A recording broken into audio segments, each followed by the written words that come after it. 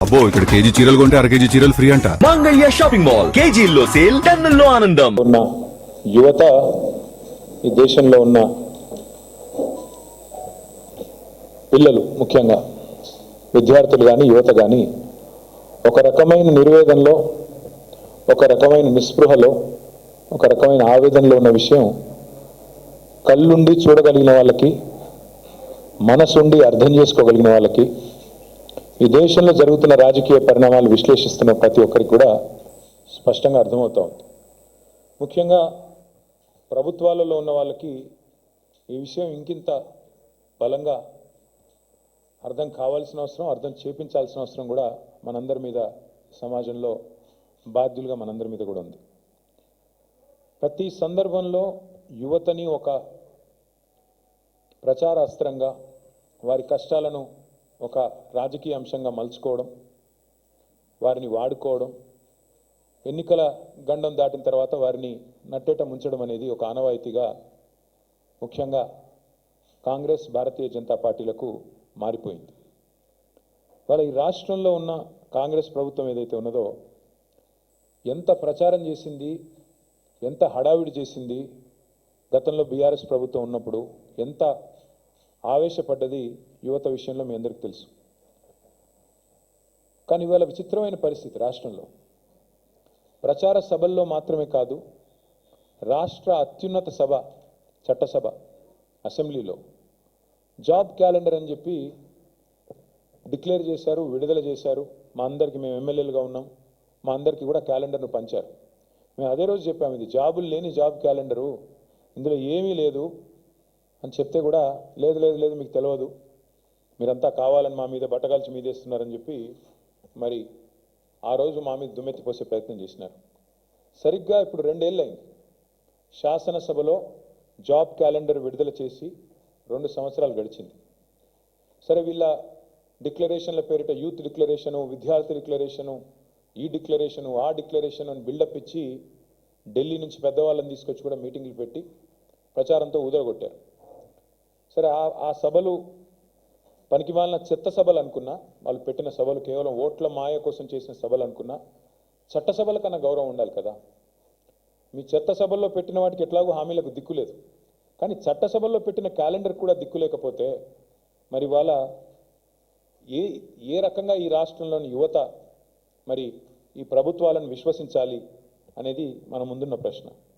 నిన్నటికి నిన్న 2 ఏళ్ళు జాబ్ క్యాలెండర్ విడుదల చేసి ఇప్పటికీ న్యాయం జరగక, 2 లక్షల ఉద్యోగాలు మొదటి సంవత్సరంలో ఇస్తానని రాహుల్ గాంధీ స్వయంగా చెప్పి ఇవ్వనందుకు నిరసనగా గడ్డం వేణుకుమార్ అనే ఒక తమ్ముడు, ఖమ్మం జిల్లా ముదిగొండ మండలం కొత్త లక్ష్మీపురం, న్యూ లక్ష్మీపురం గ్రామానికి చెందిన ఒక సోదరుడు ఇంత పెద్ద సూసైడ్ నోట్ రాసి నిన్న ఆత్మహత్యాయత్నానికి పాల్పడ్డాడు. ఇది డిప్యూటీ సీఎం బట్టి విక్రమార్క గారి నియోజకవర్గం.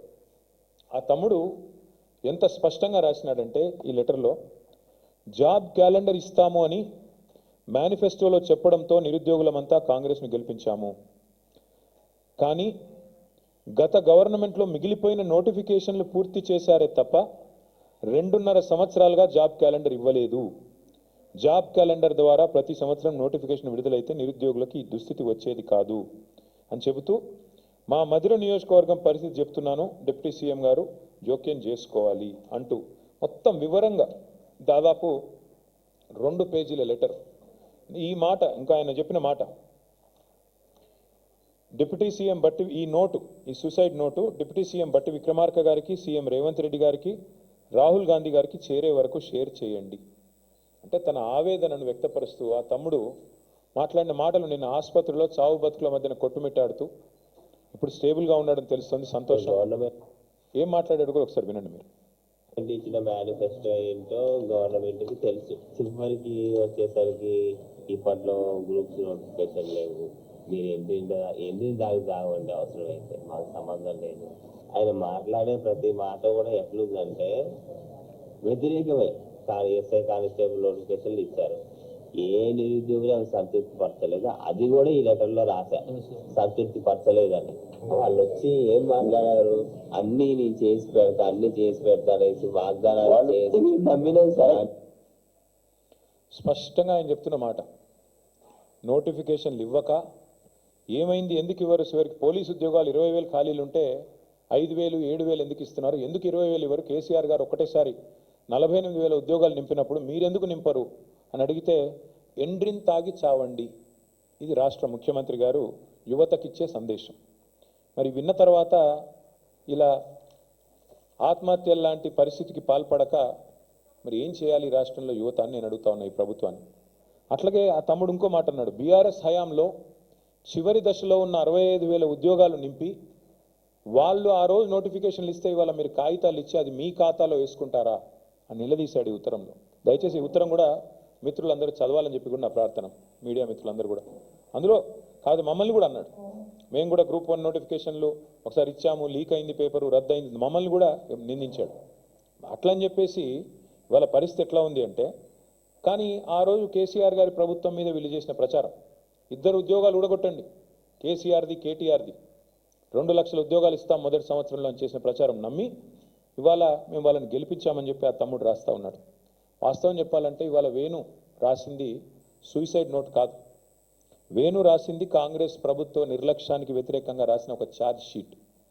నిన్న మా సోదరులు పువ్వాడ అజయ్ గారు, లింగాల కమల్ రాజ్ గారు, మా ఎమ్మెల్సీ తాత మధు గారు, మా మాజీ ఎంపీ నామా నాగేశ్వరరావు గారు అందరూ ఆ పిల్లోని హాస్పిటల్లో పరామర్శించడానికి పోతామంటే పోనివ్వరు, మీరు కలవడానికి వీల్లేదని ఆంక్షలు.